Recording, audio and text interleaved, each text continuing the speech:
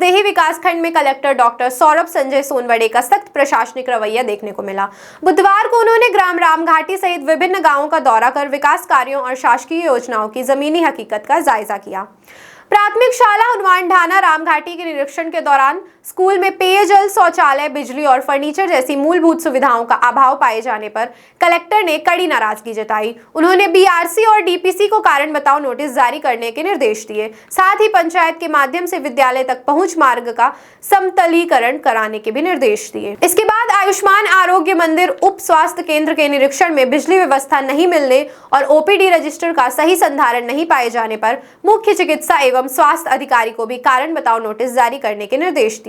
Collector ने गर्भवती महिलाओं की नियमित जांच और स्वास्थ्य सेवाओं को 100% सुनिश्चित करने का जोर दिया।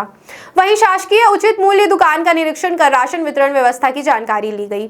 इसके बाद एकीकृत शासकीय माध्यमिक शाला में बिजली कनेक्शन और बाउंड्री वॉल का निर्माण अधूरा मिलने पर भी कलेक्टर ने नाराजगी जताई। विद्यालय में दर्ज छात्रों की संख्या की जानकारी नहीं दे पाने पर प्रभारी प्रधान पाठक के विरुद्ध कारण बताओ नोटिस जारी करने के निर्देश दिए। भ्रमण के दौरान कलेक्टर ने ग्रामीणों से पंचायत की कार्यप्रणाली, आधार कार्ड, प्रधानमंत्री आवास योजना और नल जल योजना से जुड़ी समस्याओं की जानकारी भी ली। उन्होंने संबंधित अधिकारियों को सभी शिकायतों का शीघ्र निराकरण करने का निर्देश दिया। कलेक्टर ने लोक स्वास्थ्य यांत्रिकी विभाग को 10 सितंबर तक पानी की टंकी का निर्माण हर हाल में पूरा करने के निर्देश देते हुए स्पष्ट कहा कि समय सीमा का पालन नहीं होने पर संबंधित अधिकारियों के विरुद्ध सख्त कार्यवाही की जाएगी। यह दौरा प्रशासनिक व्यवस्था को बेहतर बनाने और योजनाओं का लाभ अंतिम व्यक्ति तक पहुंचाने की दिशा में एक महत्वपूर्ण पहल माना जा रहा है। पीडब्ल्यूडी का नाम ये है, उसमें जाके तो आप बना देते ना पाइप चलवा के वहाँ तक, क्या इनके घरों में नहीं जाता पानी? नहीं, घरों में नहीं घरों में नहीं जाता सर। वहाँ जो मेन रोड है उसके सामने में पूरा कीचड़ जमा हो जाता है। अरे तो आप क्या नहीं जाते बेटा, पर लोग नहीं तो जाते हैं। पूरा पानी वहाँ जमा हो जाता है। कीचड़ कहीं से भी कोई भी मोहल्ले से देखो तो आमने सामने चले जाता है पानी। अभी तक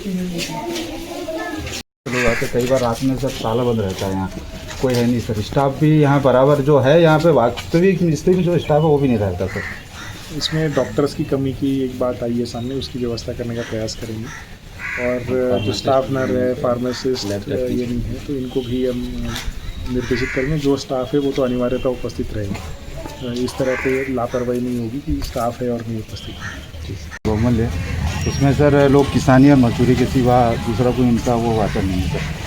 और यूरिया के लिए बहुत तकलीफ का सामना करना पड़ रहा है। अभी जैसे हमने सहकारी समिति का निरीक्षण किया तो पर्याप्त स्टॉक यहाँ पर अवेलेबल है। यूरिया का भी है, डीएपी का भी है। जैसे हमने कल का भी चेक किया है, वो कल भी कुछ किसानों ने यहाँ से खाद उठाव किया है। जो आपने ई टोकन के लिए कहा, तो ई टोकन भी अपने समिति से ही हमारे ऑपरेटर उनको जनरेट भी करवा के दे रहे हैं। तो इस तरह की अभी समस्या स्टॉक की भी नहीं है। और जहाँ पर ऐसी समस्या टेक्निकल आती है, लोगों को ये जनरेट कैसे किया जाए, तो हमारी समिति के भी सभी लोग उनको सहयोग भी कर रहे हैं।